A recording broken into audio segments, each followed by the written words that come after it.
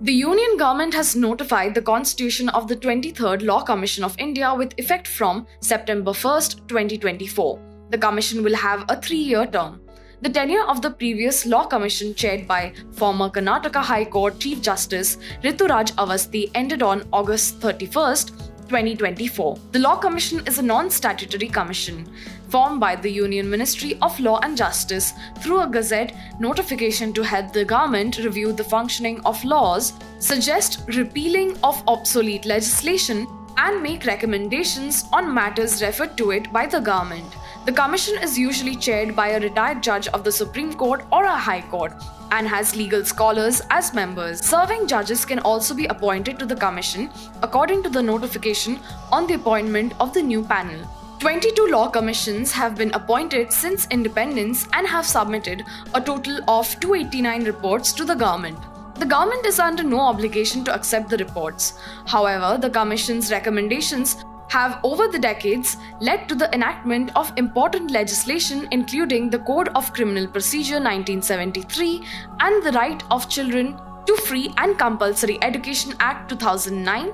The panel will have a full-time chairperson, 4 full-time members including a member secretary, not more than 5 part-time members, and the secretaries of the legal affairs and legislative departments as ex officio members.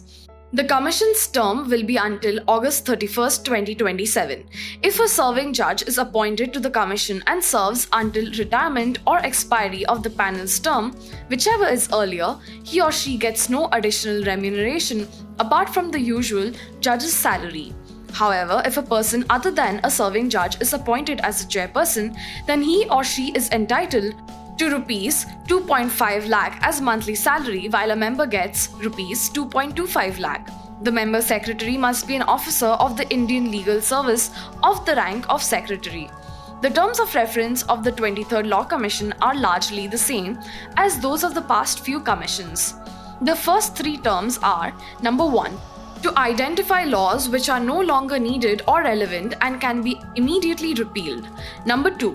To create a standard operating procedure for periodic review of existing laws, among other things for the undertaking of simplification of language and processes.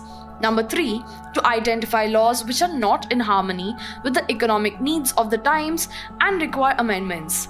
The 23rd Law Commission has also been asked to examine the existing laws in light of directive principles of state policy and to suggest ways of improvement and reform, and also to suggest such legislations as might be necessary to implement the DPSPs and to attain the objectives set out in the preamble of the Constitution.